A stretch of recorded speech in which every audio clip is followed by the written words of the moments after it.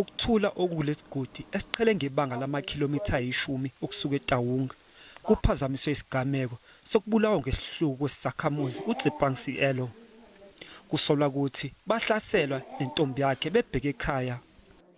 Uthi kwafika abafana babili baqala ukulwa nathi, omunye wabamba mina, omunye wabamba uTsepang. Lo munye wabeselwa naye, lo munye wangikhahlela wangitshela ukuthi ngihambe.